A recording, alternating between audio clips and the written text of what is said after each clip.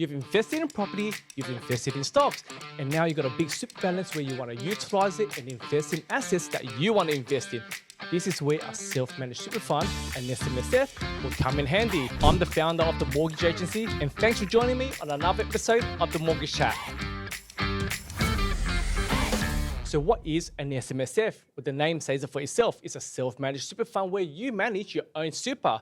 So if you're a PAYG worker or even a self-employed worker, more than likely your super is within industry super fund. But you don't manage the super yourself. The industry super fund will actually manage it for you based on your risk appetite. So you actually don't have control of what assets that you want to invest in. A self-managed super fund is a completely different thing. You manage it yourself. You invest in the asset classes that you want to invest in as long as it meets the ATO guidelines. It could be property, it could be stocks, it could be ETFs, it could be term deposits, it could be crypto as well. So you're probably asking, how does it work? Well, this is where your accountant or financial planner or even solicitor will all work together and set up the SMSF for you. So the SMSF fund could be Tony Shah Super Fund, where essentially I will transfer my current super in the industry super fund, call it CBUS, into the SMSF, and therefore I can start investing in assets that I want to invest in. Call it, bank stocks or insurance stocks or ETFs or Google, Meta, stuff like that. As long as it meets the ATO guidelines and the platform that you're using allows you to invest in those assets, you're allowed to. But even though setting up an SMSF is quite easy, you have to understand setting up an SMSF the right thing for you, especially if you don't know how to invest. I suggest you don't do it unless you have professional help, such as a financial planner, a mortgage broker, or an accountant. So I'm not here to tell you to set up an SMSF. I'm here to guide you and tell you the basics of it only. So please do not use this video as financial advice. So what can you buy with an SMSF? Well, you can buy anything under the SMSF as long as it meets ATO guidelines. For my clients, it's a mixture. I'm a big believer to have a mixture of assets within the SMSF. For example, I would say 80% in the SMSF is used to leverage to purchase a property. The other 20%, they invested in stocks, ETFs, or even term deposits, just as a buffer for a rainy day in case they need to liquidate that asset ASAP, because it's a lot easier to liquidate stocks and ETFs, etc., than a property. So for example, if you want to buy a property worth $500,000, you need a minimum of 20% deposit, which is 100 Gs.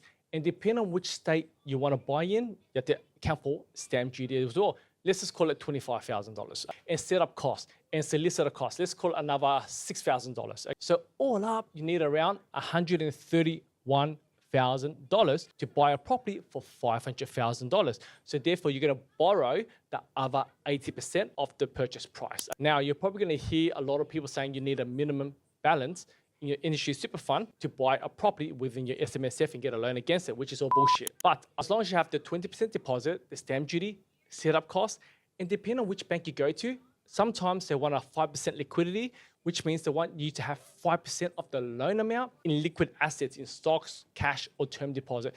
And the reason why they want this is because in case you lose your job, you still got the 5% there, and whatever shortfall that you need to cover for the repayments for your SMSF loan, you got some buffer there. Some banks need 5% liquidity ratio of the loan amount. Some lenders need a 10% liquidity of the original SMSF balance. Some banks, yes, they do need a minimum balance, but there's a lot of lenders out there that don't require a minimum balance. So now, is leveraging off your SMSF and buying a property within your SMSF the right thing to do? And this comes back to what I've just said before, okay?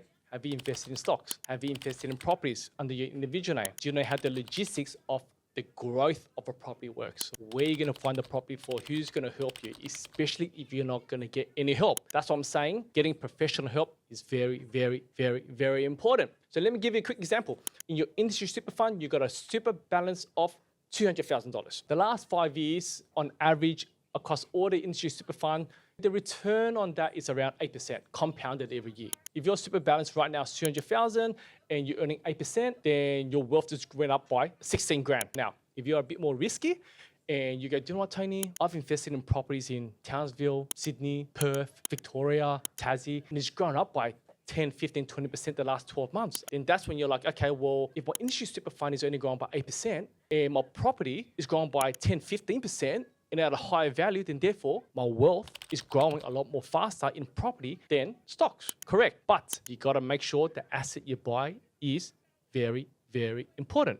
And I'll tell you why. So like I said, you doing nothing, earning $16,000 a year in the industry super fund, fantastic. But if you use that $200,000 and you buy something for example, $600,000 and that property only grows by 3% every year, you only grew by $18,000 as well. So $18,000 in property and $18,000 in stocks. But this here, you're not doing anything. This here, you got to manage it.